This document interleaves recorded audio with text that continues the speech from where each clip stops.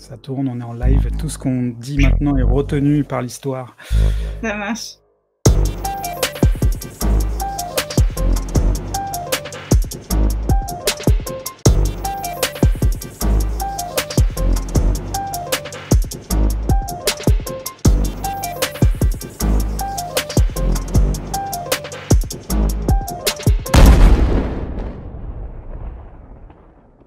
J'étais vraiment toute petite et en fait, mon frère me gardait souvent avec ses potes et tout ça. Et en fait, il s'enfermait dans la chambre de ma mère pour regarder des films d'horreur. Et moi, je voulais tout le temps les voir quand même, tout ça. Et il faut savoir que la porte de la chambre de ma mère avait des portes-fenêtres. Et du coup, je me glissais et je regardais. Et la première image, du coup, qui m'a vraiment choquée, parce qu'elle m'a choquée dans tous les sens du terme, c'était Le Village des damnés. Et en fait, c'est le moment où le professeur essaye, les enfants, c'est vers la fin, je crois, les enfants essayent de savoir ce qu'ils pensent. Et lui, il dit, je pense à un mur de briques, je pense à un mur de briques, comme ça, et les briques s'enlèvent. Et en fait, dans ma tête de petite fille, j'avais l'impression que du coup, à ce moment-là, mon frère et son copain voyaient que j'étais en train de regarder, enfin que ça reflétait ma vie. Et c'est marrant parce que je pense que j'ai encore exactement la même relation au film d'horreur, c'est-à-dire que ça me fait complètement, je suis complètement dedans. Ça me fait, je pense que mon cœur s'est déjà arrêté de battre à cause d'un film d'horreur, parce que vraiment je suis à 200% et j'adore ça, et en même temps ça me fait complètement flipper, et je pense que c'est un peu à l'image de tout le cinéma. Moi je vis vraiment, même en étant scénariste et tout ça, je vis vraiment toujours les films à 200%, et j'ai pas beaucoup de recul par rapport au film, et voilà. Et après la deuxième, alors tu choisiras celle que tu veux, tu mettras les deux.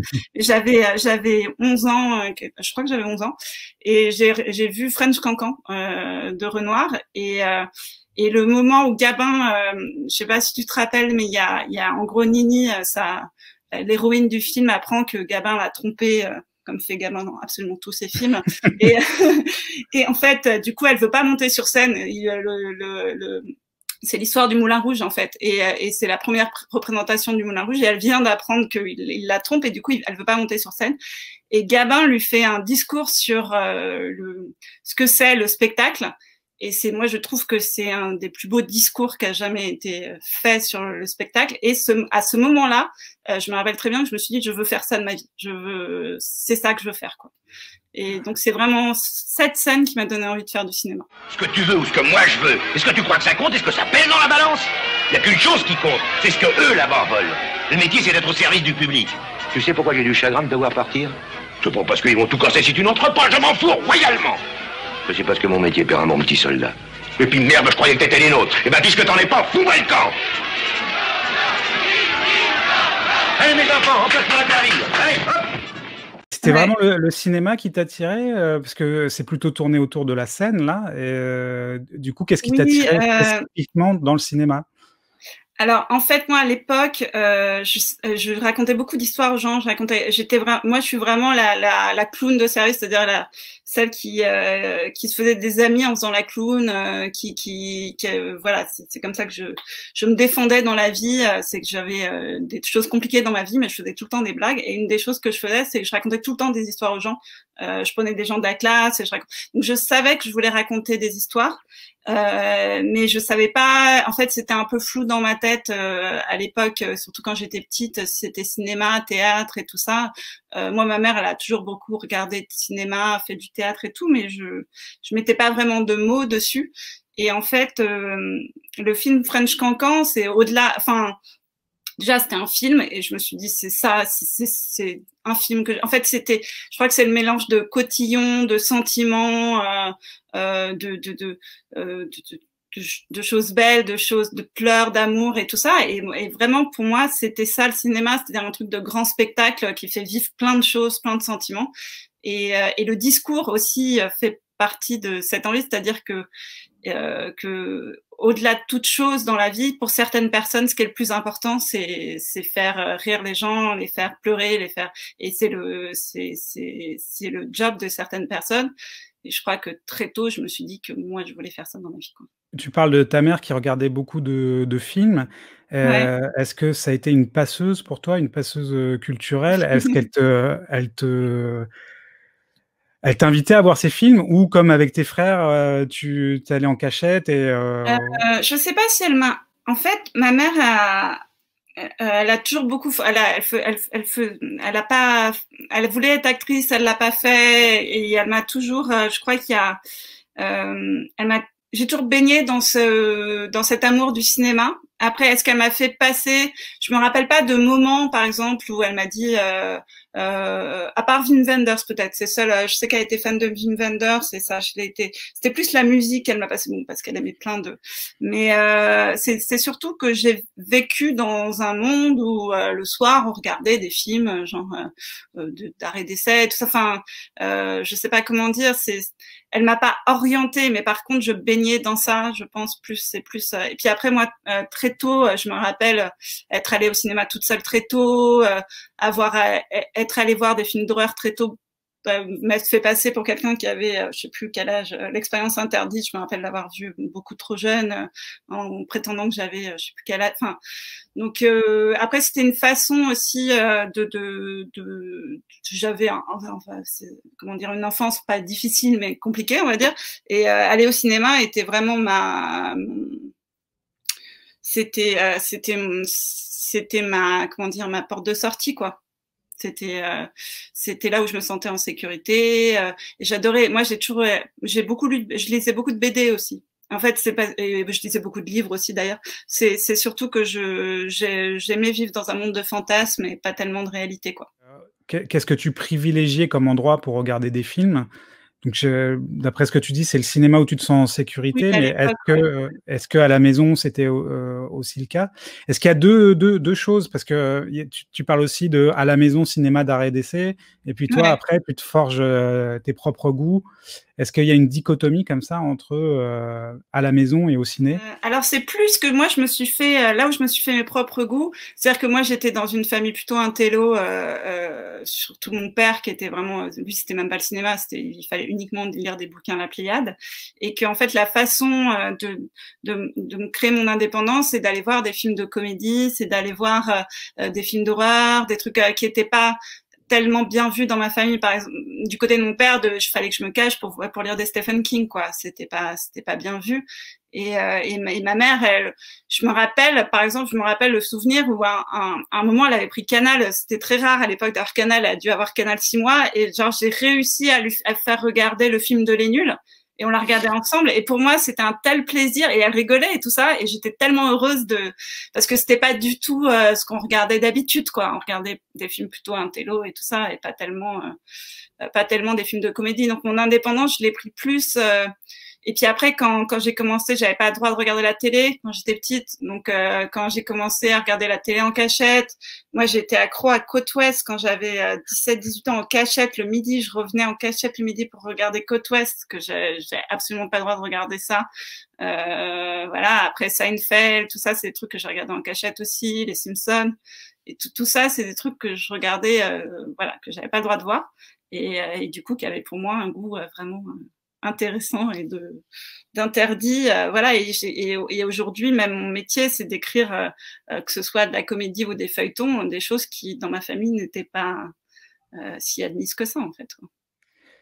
Alors je saute un peu les étapes parce que tout de suite une question me brûle les lèvres. Comment ça se passe pour le stand-up? Est-ce que tu le fais en cachette aussi? Est-ce qu'ils viennent te voir? Alors ça Est-ce que tu as dépend. ce rire salvateur? Tu entends ta mère rire comme pour le Alors film de Les Nuls? ma mère absolument. Ma mère vient me voir et elle adore. Genre quand je fais, en plus, donc je fais beaucoup de blagues de cul et tout ça. Et c'est elle qui rigole le plus. Je l'entends rire au milieu de tout le monde quand je fais les blagues les plus salaces du monde.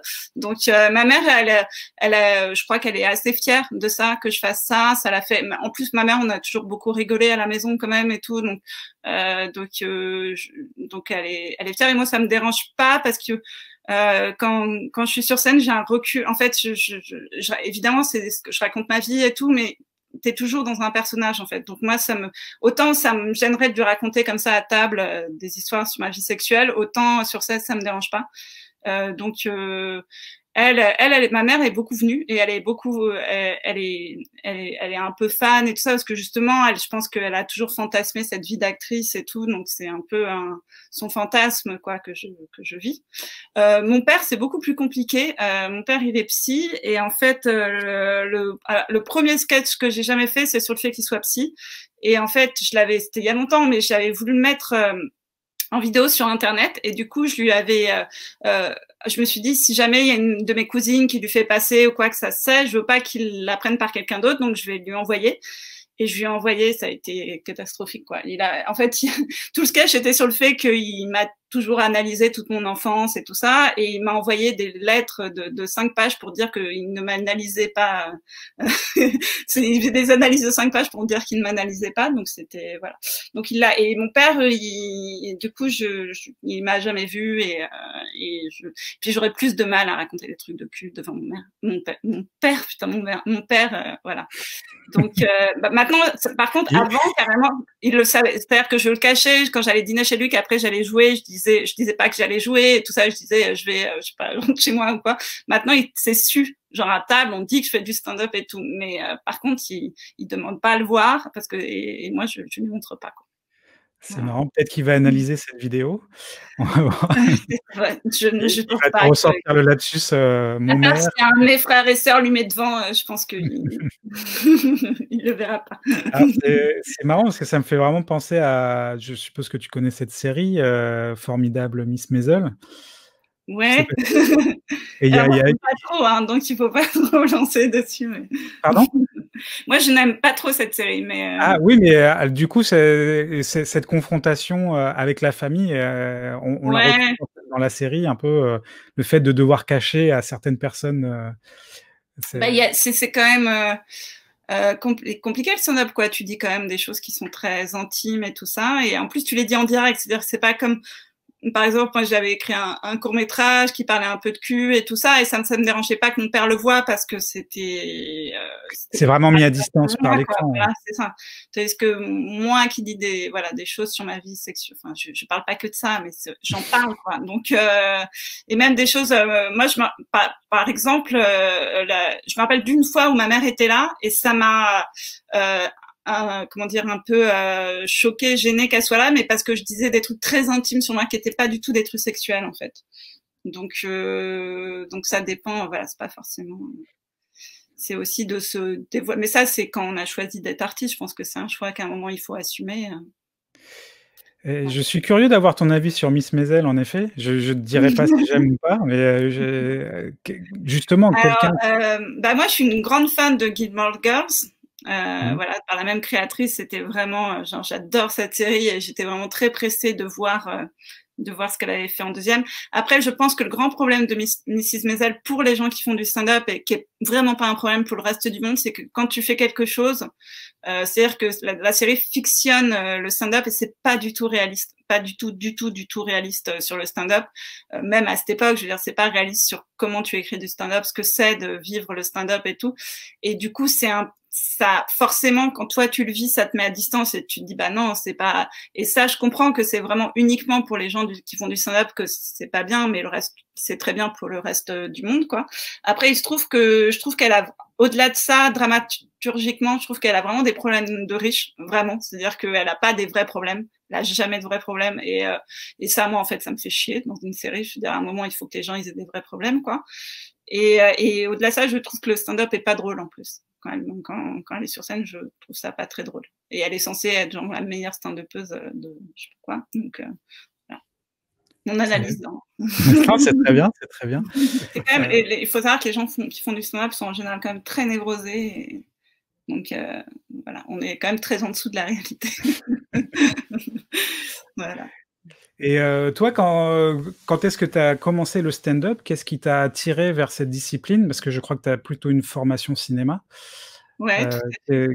Qu'est-ce qui, est-ce que tu mènes de front les deux carrières ou tout d'un coup tu t'es dit il y a deux questions là, parce que c'est en plusieurs étapes.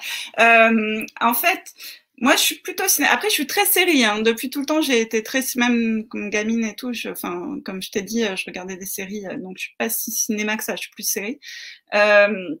En fait, qu'est-ce qui m'a amené au stand-up? C'est que j'ai fait une partie de mes études à New York quand j'étais à la fac. Voilà. Moi, j'aimais beaucoup Seinfeld. J'aimais beaucoup regarder les séries avec du stand-up dedans. Je suis retournée en France et en fait, je suis pas retournée à New York pendant 10 ans et il me fallait une bonne raison pour retourner à New York et j'avais pas envie d'y aller en vacances. Et à l'époque, j'étais déjà fan de stand-up. Je regardais déjà Chris Rock, Louis C.K., Sarah Silverman, tout ça. Et en fait, je me suis dit, bah, peut-être que je pourrais prendre des cours de stand-up là-bas. Ça a été comme un défi parce qu'en plus, je suis pas du tout actrice à la base et tout. Donc, c'était vraiment un énorme défi. Et je me suis dit, tiens, je vais partir 3 mois prendre des cours de stand-up. Et c'est ce que j'ai fait. La première fois que je suis montée sur scène, j'ai vraiment cru que j'allais mourir. Je pense que c'était vraiment un des pires moments de ma vie jusqu'à ce que les gens rigolent. Mais quand même, au début, c'était vraiment, il a fallu me pousser sur scène, j'y allais pas, quoi. Donc, c'était vraiment très compliqué. Et en fait, après, quand je suis revenue à Paris, j'ai pas tout de suite fait du stand-up à Paris parce que je me rendais pas trop compte qu'il y avait une scène parisienne, tout ça, machin. Et puis c'était un peu une parenthèse pour moi. Et puis tout d'un coup, je me suis dit allez, c'est venu peu à peu quoi. C'est venu peu à peu. Je me suis dit tiens, je vais essayer quand même à Paris. J'ai pris des cours à Paris. Et après, plus ça allait, plus je suis devenue accro et maintenant je suis vraiment vraiment accro. C'est-à-dire que autant avant c'était comme ça, comme tu fais du tennis ou de l'équitation quoi. Maintenant c'est vraiment en ce moment justement comme on peut pas jouer et tout, très honnêtement c'est très difficile pour moi. Enfin maintenant c'est vraiment une passion dévorante. Je pense que plus t'en fais et plus puis en plus plus t'apprends à en faire, plus t'apprends des techniques, donc tu t'améliores, plus voilà. Et maintenant vraiment faire rire les gens, ça me suffit pas de faire rire les gens en soirée. Il y a même plus de soirée. C'est clair. Sur scène, Et de ces études à New York, qu'est-ce qu'il en a résulté? Après, tu es resté à New York un petit peu pour Alors, exercer ou tu es venu non, exercer en France? en fait, je suis restée 1 an à New York. J'ai travaillé et fait mes études en même temps. Je dormais pratiquement pas. Je faisais la fac, des tournages à côté, plus j'étais babysitter. Donc, j'avais vraiment pas beaucoup d'heures de sommeil. C'était vraiment une période spéciale. Mais en fait, ça m'a apporté beaucoup, beaucoup parce que avant, j'étais à la fac parisienne pendant assez longtemps, ce qui m'a apporté beaucoup. Hein. Moi, je critique pas du tout la fac parisienne. J'ai appris plein de trucs, j'ai vu plein de films que j'aurais pas vu sinon. Justement, du cinéma un peu plus intello. Enfin, je me suis ouvert à plein de trucs et tout ça. Mais qu'en fait, aux États-Unis, les gens parlent moins de cinéma, mais ils en font beaucoup. Et en fait, ils font plein de courts-métrages tout le temps. Ils en ont rien à foutre de ce que pensent les autres et tout. Et autant, moi, je dis pas que c'est mieux, mais moi, tout d'un coup, ça m'a débloqué un truc, quoi. En fait, j'avais pas écrit une ligne avant d'arriver aux États-Unis. Et quand j'ai quitté les États-Unis, j'étais scénariste, quoi. Donc, et après, je voulais pas rester parce que je voulais écrire. Et je voulais écrire en français. Voilà, moi j'étais fan de Romer et tout à l'époque, donc je voulais écrire en français, je voulais pas écrire en anglais. Puis après, moi j'ai adoré, vraiment, j'y retourne souvent et tout. New York c'est ma deuxième ville, mais je voulais pas habiter à New York, je voulais habiter en France, quoi. Voilà, je voulais habiter à Paris. Et tu as pratiqué le stand-up en anglais du coup? Quand tu Oui, as c'est beaucoup dire pratiquer, mais oui, un peu, ouais. et Mais donc j'aime pas, hein. Ah ouais? En fait, si à New York ça va parce que les gens parlent américain et du coup je parle américain, je trouve ça normal, mais je le ferai pas à Paris parce que je trouve ça bizarre de parler anglais devant des Français. C'est un truc que je trouve très spécial et moi je parle bien anglais mais c'est pas ma langue d'origine, donc je préfère parler en français et en plus j'ai un accent de merde. On dit souvent la France est la deuxième terre du manga, par exemple. Est-ce que c'est la même chose pour le stand-up? Parce que j'ai l'impression qu'il y a vraiment beaucoup, beaucoup de stand-up en France. Bah, c'est vrai qu'aujourd'hui, honnêtement, je sais pas, je veux pas dire de conneries, hein, parce que je crois qu'il y en a, il y a le Canada, il y en a beaucoup, beaucoup quand même, et avant. C'est-à-dire que nous, c'est assez, maintenant, il y en a beaucoup, mais c'est quand même assez récent. Au Canada, ils ont quand même cette culture-là depuis, au Québec, je veux dire. Ils ont cette culture-là depuis plus longtemps que nous. Après, nous, maintenant, aujourd'hui, c'est vrai qu'on commence à avoir pas mal de clubs et tout ça. Mais en Belgique aussi, ils ont pas mal de stand-up. Après, je sais pas si on dit proportionnellement ou pas, mais pour un petit pays, ils ont beaucoup de stand-up, la Belgique. Donc, je sais pas si tu peux dire la deuxième, hein, très honnêtement. Mais aujourd'hui, en tout cas, oui, il y a beaucoup de stand-up. Surtout les gens qui commencent à être vraiment meilleurs, il commence à y avoir du niveau, quoi. On commence à pouvoir se défendre vraiment. Moi qui, pour le coup, vais souvent à New York et régulièrement, on va dire à New York et que je vois du stand-up en anglais, aujourd'hui, on a vraiment rien à leur envier, hein, honnêtement, parce qu'on met toujours sur un piédestal les Américains, le stand-up new-yorkais et tout. Il y a des bons, évidemment, mais honnêtement, il y a des bons aussi en France et on a vraiment rien à leur envier, je trouve, aujourd'hui. Et donc tu disais que tu avais écrit des scénarios plutôt pour la série télé, du coup, pour la télévision, pour Oui, oui, et pour vivre, c'est ma passion aussi, mais c'est ce qui oui, c'est comme ça que je gagne ma vie. J'écris des séries pour la télé. Après, j'ai fait une formation à la famille sans cinéma aussi, donc j'ai écrit un long métrage. Là, j'ai fait des courts métrages, je voudrais en faire un autre. Donc mais après, c'est un peu de tout, on va dire. Mais vraiment au jour le jour pour gagner ma vie, c'est vraiment. De toute façon, quand t'es scénariste, la plupart des scénaristes, pas tous, mais la plupart des scénaristes gagnent leur vie en travaillant pour la télé. Et puis j'adore ça en plus. Puis en plus, c'est pareil que le stand-up, ça devient bien meilleur maintenant aujourd'hui. La série télé, donc c'est hyper agréable aujourd'hui de bosser pour la télé. Enfin, pas toujours, hein, évidemment, c'est comme tous les métiers, il y a des moments, il y a des moments moins cool, mais en tout cas, c'est plutôt agréable aujourd'hui. Moi, j'ai commencé il y a peut-être 10 ans, je crois, 10-15 ans. J'ai commencé sur le tard aussi, j'ai tout commencé sur le tard, moi, le stand-up et le scénario. Mais, et c'était déjà, il y a 10-15 ans, c'était déjà beaucoup moins cool. Aujourd'hui, c'est vraiment, il y a vraiment pas mal de trucs cool qui se font, il y a des chaînes qui sont bien et tout, donc c'est agréable, quoi. Et du coup, on t'appelle en renfort ou tu fais partie d'une équipe tu fais les deux, en fait. Quand tu es scénariste télé, il y a deux façons de bosser. C'est soit tu développes tes séries à toi pour des boîtes de prod. Il faut savoir que sur, je sais pas, 100 séries qui sont présentées aux chaînes, il y en a une qui est achetée. Donc, c'est très rare de se faire acheter sa série. C'est pas ça qui rapporte le plus d'argent. C'est hyper intéressant ce que tu fais. Tu développes tes séries à toi, mais les prods peuvent pas mettre trop d'argent dessus vu le nombre de séries qui sont rejetées par les chaînes. Et sinon, tu bosses sinon tu peux avoir la chance que ta série soit achetée. Moi, ça m'est pas encore arrivé. Sinon tu bosses pour les séries des autres, quoi. Tu t'es engagé à différents postes. Soit il y a les séries plutôt d'auteurs, on va dire. En général, t'es là dans la writing room, c'est-à-dire que c'est toi qui inventes les histoires de toute la saison avec d'autres auteurs, et ensuite tu pars avec 1, 2 ou 3 épisodes que t'écris tout seul. T'as toujours une chef ou un chef qui passe derrière toi, qui fait, en fait, comme un showrunner qui doit. Parce que pour que les séries aient une consistance, il faut que quelqu'un en fait passe derrière tous les scénaristes, que c'est pour avoir une voix, quoi. Et sinon, tu as des séries qui sont plus comme ce qu'on appelle les séries quotidiennes, comme Plus belle la vie, Demain nous appartient, Ici tout commence, tout ça.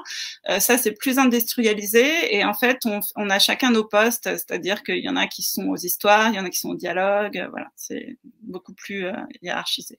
Est-ce que tu as des personnages attitrés ou chacun peut aller sur n'importe quel perso?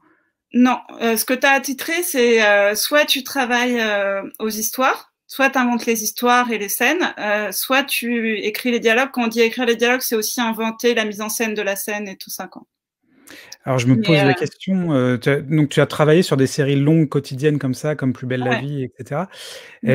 Ça doit être monstrueux par rapport à la Bible, en fait. Parce que sur une série... la Bible n'existe presque plus dans ce genre de série. D'accord, donc pour rappeler, la Bible, c'est le canon de la série, c'est les personnages, l'univers qui est décrit minutieusement pour pas à laquelle on se rapporte pour ne pas faire d'erreur de continuité. Dans la vraie vie, les Bibles, c'est pour vendre aux chaînes. Pratiquement jamais on se réfère à la Bible. D'accord. Quelle que soit la série, en fait. En fait, qui est la mémoire de la série, c'est le showrunner ou le chef. C'est ça. Voilà. Et pour les séries quotidiennes, tu as quelqu'un dont c'est le boulot de se rappeler de tout ce qui s'est passé avant. Moi, là, j'ai bossé pour une série pour Amazon. Après, t'as la chef, mais nous aussi, on apporte chacun nos idées, nos personnages, enfin, chacun en writing room, en fait, on écrit beaucoup comme ça aussi, quoi. Et après, de toute façon, quand t'écris les personnages, tu les ressens, normalement, au bout d'un moment, tu sais qui c'est, les personnages en toi, quoi. T'as pas besoin de te référer à la Bible. Est-ce que tu as la sensation que ça s'américanise, du coup, au point de vue de la fabrication des séries? C'est compliqué. Dans un sens, oui. Dans un sens, maintenant, il y a beaucoup plus. Mais ça, c'est pas que ça s'américanise, c'est que c'est qu'on commence à comprendre comment est écrite une série. C'est-à-dire que en France, il y a beaucoup on vénère beaucoup les réalisateurs. Parce qu'au cinéma, c'est les rois. Et il faut savoir pour une série, normalement, c'est pas du tout les rois, les réalisateurs, c'est les scénaristes, parce que c'est eux qui sont garants de la cohérence, hein, tout simplement.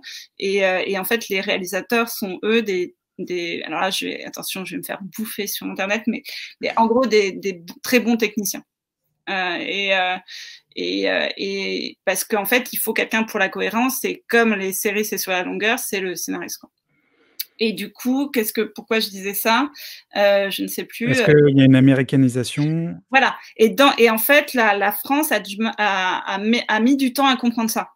Que, en fait, des séries, ce n'était pas des œuvres d'art de réalisateurs, à part, évidemment, tu as des exceptions qui sont très françaises, d'ailleurs, qui sont, voilà, les séries Arte ou Canal+, mais en général, une série tient plus par le scénario que, évidemment, après, la réalisation est très importante et tout ça, mais il faut qu'elle soit supervisée par quelqu'un d'autre, quoi.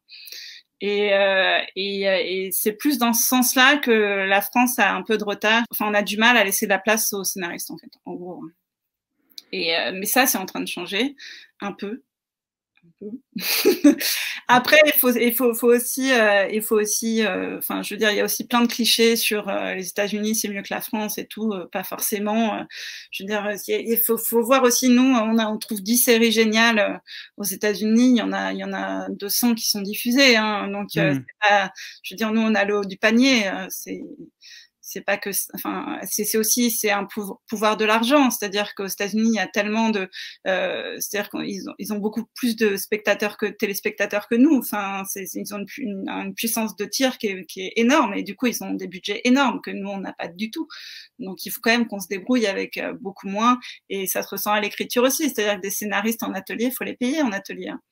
Et en fait, par exemple, une grande différence entre les scénaristes français et les scénaristes américains, c'est que eux, ils travaillent que sur une seule série. Ils sont attachés à une seule série et ils sont salariés pour cette série. Nous, on peut pas faire ça parce que sinon on gagne pas assez d'argent. Donc, on est obligé de travailler sur plusieurs séries à la fois. Et du coup, on n'est pas du tout attitré. Ce que moi, personnellement, je préfère, en fait, je crois que je me ferais chier à travailler sur une seule série, mais du coup, c'est pas du tout la même vision. Eux, ils vont de writing room. Enfin, c'est vraiment leur entreprise, c'est la writing room où ils vont tous les jours et tout. Enfin, nous, on commence à voir ça, par exemple, sur la série Amazon sur laquelle je bosse, là, c'est beaucoup ça. C'est-à-dire qu'on a notre bureau, on y va tous les jours. Enfin, pas tous les jours, mais je veux dire, quand on écrit, c'est un peu notre maison, quoi. Donc, on commence à avoir ça un peu, mais on s'adapte. Parce que c'est pas le même système, tout simplement, et personne n'est prêt, que ce soit les scénaristes ou les producteurs, à faire exactement comme aux États-Unis, parce que juste, on n'est pas le même pays, on fonctionne pas pareil. Voilà. Mais avec l'hégémonie justement des plateformes, qui se mettent à produire, dans les pays dans lesquels, elles diffusent, les séries, j'ai l'impression que ça va se généraliser du coup, Amazon commence à produire des séries, avec des Français, Netflix aussi. Nous, on est la première série Amazon normalement à sortir, si on sort un jour. Mais on est la première série qui va aller jusqu'au bout de Amazon. Mais et du coup, ils sont obligés, nous on l'a bien vu, ils sont un peu quand même obligés de s'adapter aux Français parce qu'on est Français, quoi. Enfin, je veux dire, pour tout que ce soit à l'écriture, au tournage et tout, c'est juste, on est des Français, on n'est pas des Américains, donc on fonctionne pas pareil, on n'a pas la même histoire, dans tous les sens du terme, on n'écrit pas pareil, c'est pas, voilà, donc ils s'adaptent, ils sont un peu malins quand même, c'est-à-dire qu'ils savent que s'ils font une fiction française, c'est une fiction française, c'est pas une fiction américaine, quoi. ils veulent quand même que ce soit vu par les Américains si c'est possible. Mais nous, par exemple, on raconte une histoire très française. C'est vraiment, c'est pas du tout, pour le coup, c'est pas du tout Lupin. Mais c'est pas pour l'international, quoi. Bah, ce serait éventuel. Ils espèrent le vendre à l'international, mais c'est une histoire très française. Si on parle de même l'histoire avec un H française, donc. Voilà. D'accord. Et après, on espère que ça plaira partout, mais c'est quand même l'ADN est assez français. Ouais. Et du coup, tu nous as parlé des projets dans lesquels tu étais impliqué, mais qu'en est-il des projets perso? C'est compliqué parce que c'est chez les prods, c'est en lecture en plus, du coup, j'ai pas le droit de dire tout. Mais en gros, moi, ce que je voudrais écrire, c'est une série 26 minutes. C'est le nouveau format qui est parfait. Et pendant longtemps, moi, j'ai toujours écrit du 26 minutes parce que je suis fan de Seinfeld, de tout ça. Et en fait, pendant très longtemps, c'était impossible d'écrire ça en France. Et le marché s'est ouvert avec les différentes plateformes. Donc moi, en général, ce que je suis en train d'écrire et d'essayer de vendre en ce moment, c'est des séries 26 minutes un peu... je sais pas comment... plutôt... qui sont des niches, des séries de niches, c'est-à-dire qui sont pas des séries grand public, très très grand. Et là, je me mets des bâtons dans mes roues, mais je sais pas comment dire. C'est mais je vois ce que tu veux dire. Un peu différentes. Moi, c'est ce que j'ai envie de faire en fait.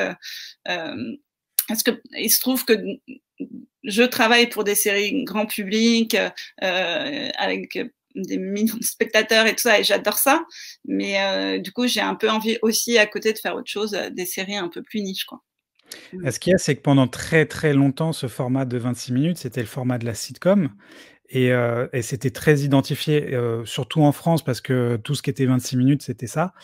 Je sais pas si aux États-Unis, c'était déjà le cas et il y a eu un vent nouveau de fiction. Je crois que ça a commencé il y a une dizaine d'années avec Canal+ qui essayait des formats comme ça, de 30 minutes, mais qui n'étaient pas forcément de la comédie. Ouais, tu sais, il y avait même eu, il y avait eu Blague à part et tout ça, ça a 20 ans. Oui, mais ça, c'était toujours des sitcoms, ça. Et Ouais, un peu plus tard, ils ont essayé d'autres formats. Et là, par exemple, Validé, ça a cartonné pendant le premier confinement. Ouais, c'était vachement bien. Hein. Et format 30 minutes. Et là, les gens ont découvert que ça pouvait faire une série à l'os, quoi. Bah, il y a beaucoup OCS qui a lancé ça aussi, avec du boire et du manger, mais c'est aussi, c'est-à-dire qu'ils font.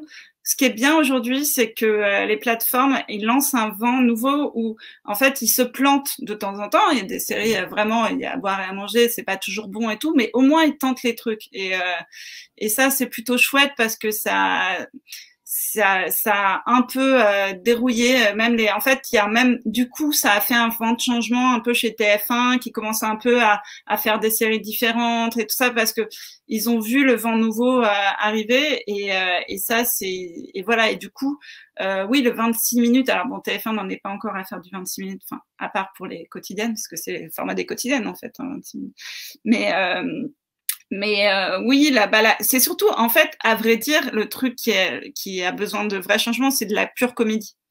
C'est d'avoir de la pure... En fait, ce qu'il y a eu pendant longtemps en France, c'est qu'on pouvait pas faire de la pure comédie. C'était toujours de la comédie sociale, de la comédie... Il devait toujours... ça pouvait pas être juste de la comédie, quoi. Et ça, c'est un tout petit peu en train de changer avec OCS et tout. C'est-à-dire que maintenant, il y a des séries qui sont quand même très, très comédies. Et voilà, et ça, moi c'est ça dont je rêve, en fait, plus que le 26 minutes.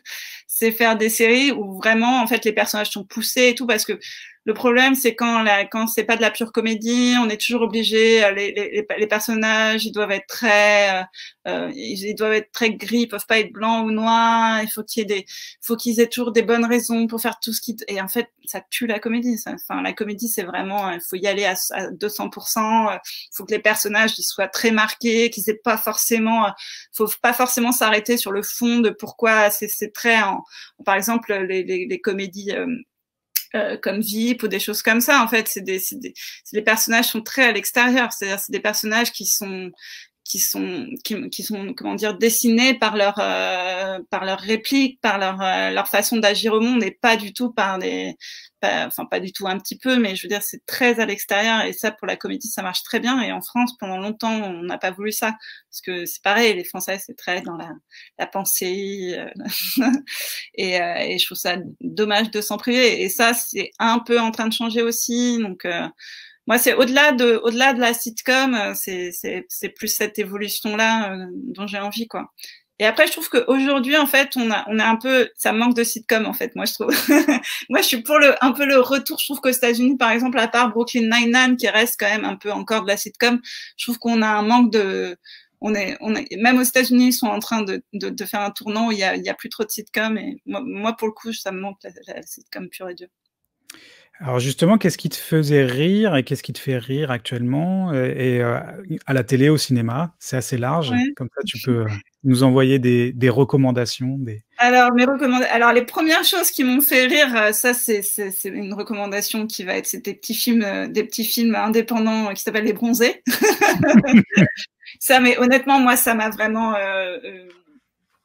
quand j'étais gamine, je regardais ça tout le temps, quoi. Genre tous les mercredis, je rentrais chez moi et je regardais au moins un film des Bronzés. Donc, je crois que ça m'a vraiment formée, quoi.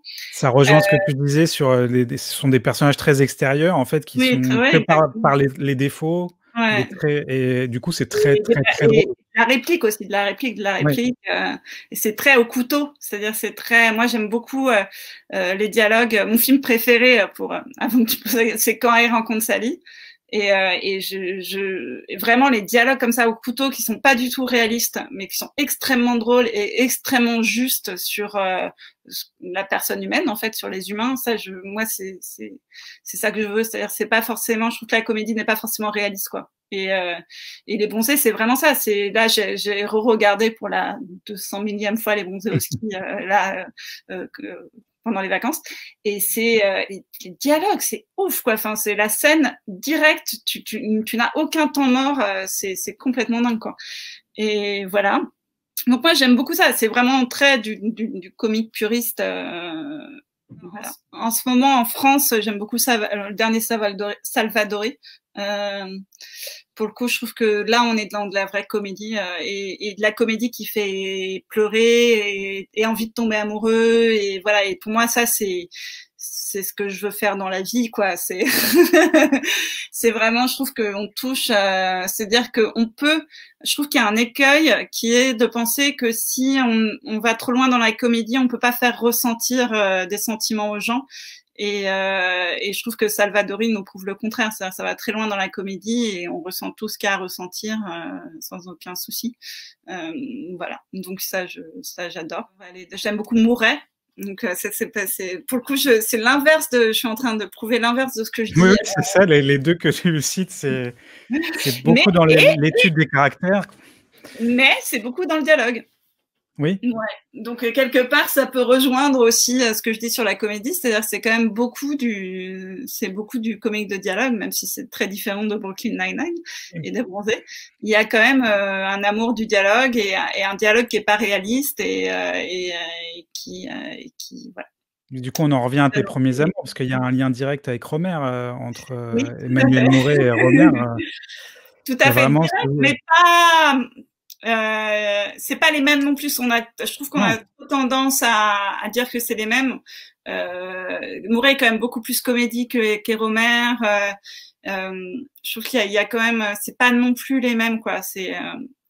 Mouret, il travaille quand même beaucoup il leur fait parler bizarrement, mais il travaille quand même beaucoup avec des acteurs professionnels. Enfin, en général, il aime bien d'ailleurs les acteurs un peu connus et tout ça, et ce que fait pas du tout Rohmer. Donc c'est pas. On a tendance à trop les rapprocher, je trouve presque. Mais bon, après je reconnais la similarité. Pour parler stand-up, moi ma série stand-up préférée c'est Crashing, parce que je trouve que c'est vraiment la série qui montre ce que c'est. Le stand-up, vraiment ce que c'est de souffrir pour faire rire les gens, et ce qui est notre principe, quoi, de vie. Et même dans l'écriture, c'est très juste sur comment on écrit du stand-up et tout ça, sur ce que ça fait ressentir et tout. Donc pour moi, la vraie série stand-up, c'est Crashing. Après, dans le genre que j'ai beaucoup aimé dernièrement, j'ai beaucoup aimé Booksmart sur Netflix. Booksmart de Olivia Wilde. C'est une série sur 2 ados en fait qui arrivent à la fin du lycée et qui sont vraiment les bonnes élèves du lycée. Il y en a une qui est homo, elle s'assume vachement, elles sont vachement intelligentes et tout ça, donc elle se croit au-dessus de tous ces autres idiots qui ont fait la fête pendant 10 ans et qui sont vraiment complètement cons et qui pensent que à fumer et à rouler des pelles aux mecs. Et elles se rendent compte, en fait, il y en a une des deux qui se rend compte que ils sont tous acceptés dans les mêmes bonnes facs qu'eux. Donc, elles sont dégoûtées parce qu'elles se disent, mais pourquoi, qu'est-ce qu'on a fait pendant 10 ans? Pourquoi on n'a pas fait la fête et tout? Et du coup, c'est leur dernière soirée et c'est un peu sur ce que c'est la vie, ce que c'est de vivre et tout. Et c'est hyper chouette. C'est vraiment très joliment filmé, c'est très fin et en même temps très drôle. Donc voilà, Booksmart, c'est une des dernières comédies que j'ai vraiment beaucoup aimé, c'est Netflix. Et du coup, quand tu regardes ces séries, tu as la déformation professionnelle de tout décortiquer tout le temps ou tu te laisses emporter, tu arrives à sortir? J'essaye de pas parce que moi j'ai vraiment j'adore vivre le cinéma, les séries et tout, je pleure beaucoup, je pleure tout dès que quelqu'un pleure ou à l'écran, je pleure, dès que quelqu'un rit à l'écran, donc je vis vraiment à 200%. Mais j'ai remarqué que je ne sais pas pourquoi, mais depuis peut-être 1 ou 2 ans, je me rends même pas compte et je me rends compte que je suis en train d'analyser la scène, de comment ils ont et en fait, j'aime pas. J'essaye de pas le faire, mais quelquefois mon cerveau se met en automatique et j'analyse effectivement, ah tiens, ils ont fait ça comme ça et tout, mais j'aime pas du tout le faire parce que ça a beau être mon métier, c'est quand même ma passion, le cinéma, la télé, tout ça, et j'ai pas du tout envie que ça devienne mon travail 100% du temps, et du coup j'aime pas ça, mais quelquefois je le fais automatiquement sans m'en rendre compte et ça m'agace. C'est comme j'essaie de pas faire autre chose quand je regarde. Je suis comme tout le monde. Hein, maintenant, on a tendance à regarder une série, regarder son portable en même temps et tout. Et je me rends compte qu'en fait, j'apprécie beaucoup moins ce que je regarde quand je fais ça. Donc, j'essaye de pas le faire. Voilà, j'essaye d'être vraiment dans ce que je regarde, quoi. Et au stand-up?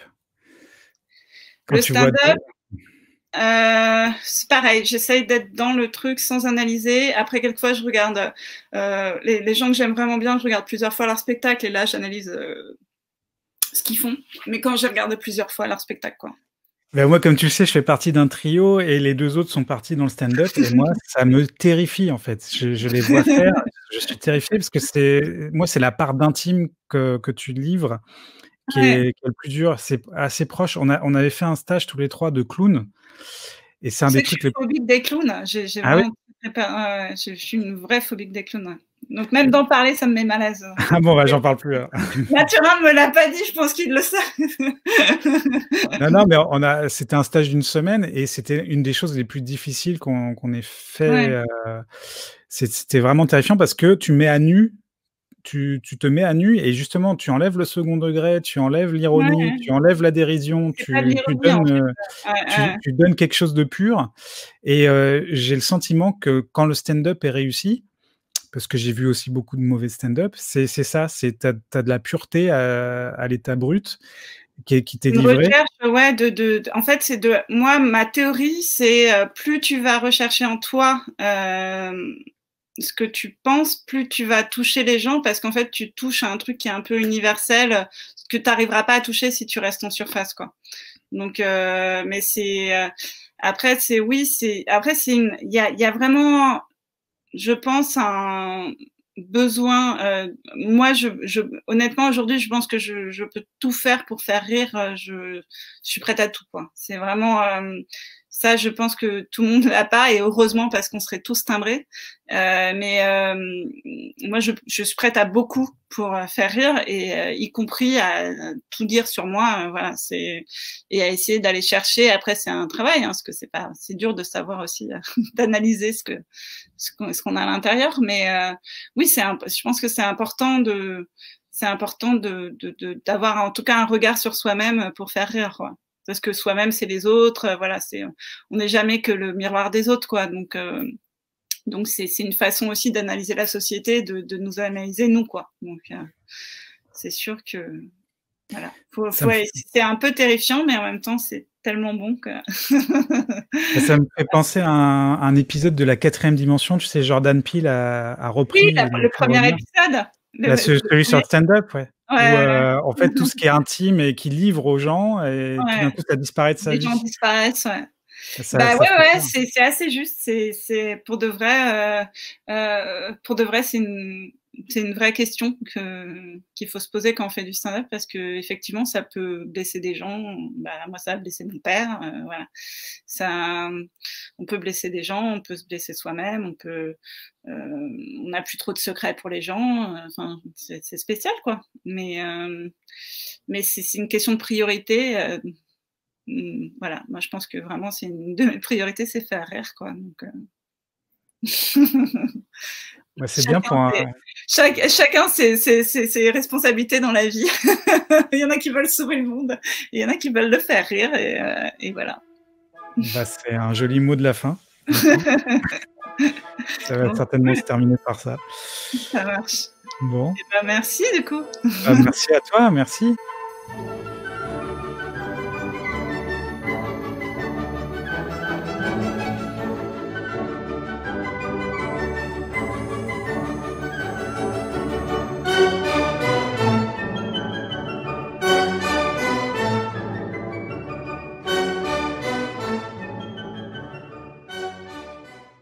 Du coup, là, tu trépignes de remonter sur les planches, je suppose? Oui, ouais, honnêtement, là, ma vie n'a plus d'intérêt. Je vais être très honnête. En plus, enfin, voilà, nous, c'est le soir, le stand-up. Donc moi, en fait, j'ai l'impression que c'est ma vie, quoi. Enfin, c'est ce que je fais le soir. Là, je sais plus quoi faire de moi. Voilà, j'ai fini Netflix, hein, je vais être honnête. J'ai plus rien à regarder. J'en suis à la 5e visionnage du spectacle de Sarah Silverman. Ouais, ouais. Pour moi, le stand-up, maintenant, c'est vraiment ma vie, et du coup,